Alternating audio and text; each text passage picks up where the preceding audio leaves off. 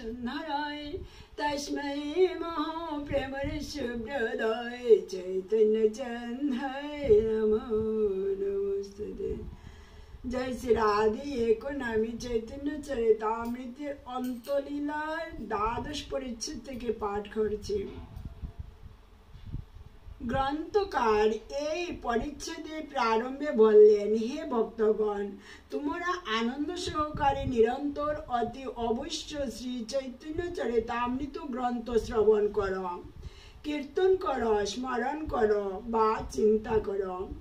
হরিদাসের প্রয়াণের পর প্রভুর অন্তর অত্যন্ত বিষণ্ণ। তিনি নিরন্তর কৃষ্ণ বিয়োগ দশার বিরহানলে দগ্ধ হতে থাকেন। নানা অলৌকিক লক্ষণাদি ফুটে উঠে দেহে। অবিরাম বলেন, হা কৃষ্ণ মুরলীবদন, কোথা গেলে তোমায় পাবো। এদিকে গৌড়ের ভক্তগণ এ বছর রথযাত্রার আগে প্রভুর সঙ্গে মিলিত হবার জন্য যাত্রার আয়োজন করতে লাগলেন। নবদ্বীপের সব ভক্ত, কুলীন, গ্রাম এবং শ্রীখণ্ডবাসী সব ভক্ত একত্রে মিলিত হলেন। নিত্যানন্দ প্রভুর যদিও আজ্ঞা নেই, তবু তিনি এসে মিলিত হলেন ভক্তবৃন্দের সঙ্গে। শ্রীবাসের সঙ্গে চলল চার ভাই ও মালিনী দেবী। আচার্য রত্ন পত্নী সহ চলছেন। রাঘব পণ্ডিত জালি নিয়ে এসেছেন। সকলে এসে শিবানন্দ সেনের বাড়িতে অবস্থান করেন। সেখান থেকে নীলাচল যাত্রা করেন। পথে একদিন শিবানন্দ সবাইকে রেখে নিজে একলা অন্যত্র রইলেন। সবাই তখন গ্রামের ভেতর বৃক্ষতলে রইলেন শুয়ে। নিত্যানন্দ রেগে শিবানন্দকে গালি দিলেন, শিবার 3 পুত্র মরুক, আমি বাসা না পেয়ে কষ্ট পাচ্ছি। তা শুনে শিবানন্দ পত্নী কাঁদতে লাগলেন। শিবানন্দ এসে সে কথা শুনে বললেন, বাউলি, কেন তুই কাঁদিস? আমার 3 পুত্র তার বালায় নিয়ে মরুক। এই বলে তিনি নিত্যানন্দের পাশে গেলে তিনি তাকে লাথি মারলেন।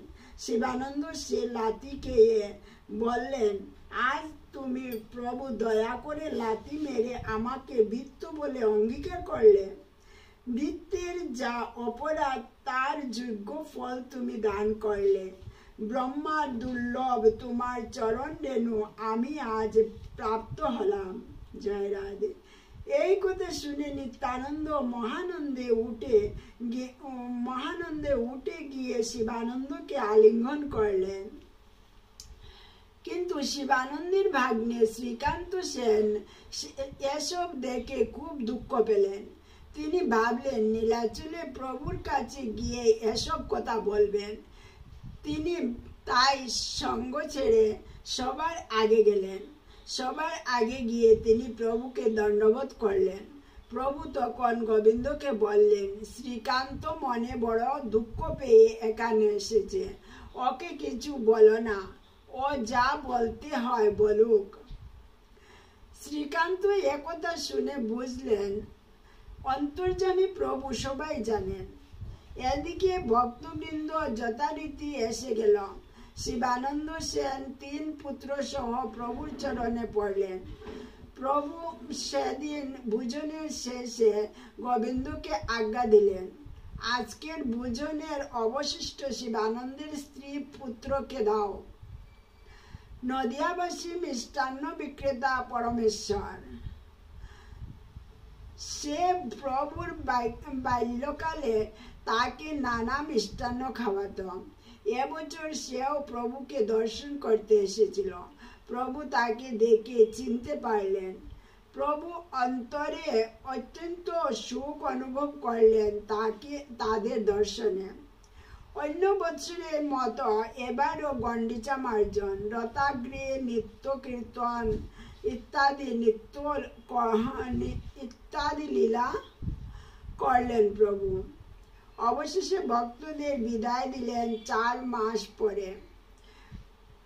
অঝুর নয়নে তিনি কাঁদতে লাগলেন গৌর ভক্তদের বিদায়ের কালে। নিত্যানন্দকে বারবার আসতে নিষেধ করে বললেন, সেখানে তুমি স্মরণ মাত্র আমাকে দেখতে পাবে।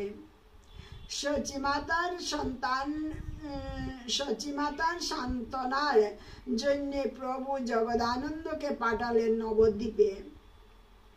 জগদানন্দ নবদ্বীপে গেলেন, সচিমাকে সব বললেন তিনি। এমনকি প্রভু মাঝে মাঝে যে সচিমার কাছে এসে তার অন্ন ব্যঞ্জন ভোজন করেন তাও বললেন। প্রভু বলেছেন, আমি যাই ভোজন করি মাতা নাহি জানে, সাক্ষাৎ আমি খাই দেহ স্বপ্ন হেন মানে। এইভাবে কিছুদিন নবদ্বীপে থেকে জগদানন্দ গেলেন নীলাচলে। নবদ্বীপে থাকার সময় তিনি কিছু চন্দন তেল ও সুগন্ধ তেল প্রস্তুত করেছিলেন। প্রভুর মাথা মাঝে মাঝে গরম হয়, এই তেল দিলে তিনি সুস্থ হতে পারেন মনে করে জগদানন্দ সেই তেল নিয়ে চললেন সঙ্গে। নীলাচলে এসে জগদানন্দ সেই তেলের কলসি দিলেন গোবিন্দের হাতে তুলে।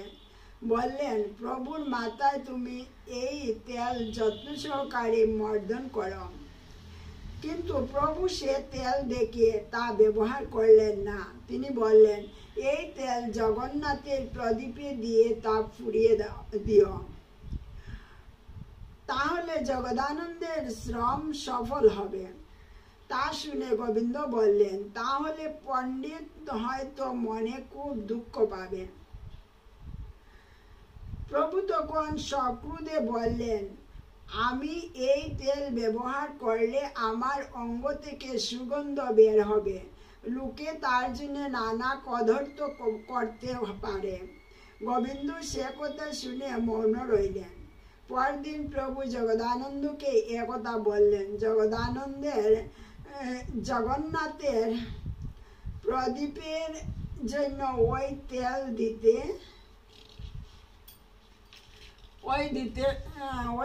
দিতে বললেন। তা শুনে জগদানন্দ মনের দুঃখে তৈলের কলসি আঙ্গিনাতে ফেলে ভেঙে ফেললেন। ঘরে গিয়ে কপাট বন্ধ করে শুয়ে পড়লেন। তৃতীয় দিনে প্রভু গিয়ে তাকে ঘুম থেকে ডেকে তুললেন। তার কাছে ভিক্ষা অঙ্গীকার করলেন প্রভু। জগদানন্দ তখন প্রভুকে বসিয়ে তার পাদ প্রক্ষালন করলেন। প্রভুর জন্য উত্তম রন্ধন করে তাকে ভোজন করালেন। মহাপ্রভু খেতে খেতে বললেন, ক্রোধ বসে রান্নার স্বাদ যে এত সুন্দর হয় তা তো জানতাম না। নিশ্চয় কৃষ্ণ নিজে এ অন্ন গ্রহণ করেছেন। অবশেষে জগদানন্দ সবাইকে অবশিষ্ট অন্ন ব্যঞ্জন ভাগ করে দিয়ে নিজেও প্রসাদ গ্রহণ করলেন। জগদানন্দ ভোজন করেছেন শুনে প্রভু খুশি হলেন। জগদানন্দ প্রভুতে প্রেম চলে এই মতে, সত্যভামা কৃষ্ণে যেন শুনি ভাগবতে। জয় শ্রী রাধে। হরে কৃষ্ণ কৃষ্ণ কৃষ্ণ হরে হরে, হরে রাম রাম রাম হরে হরে। জয় শ্রী রাধে। নিতাই গৌর রাধে শ্যাম।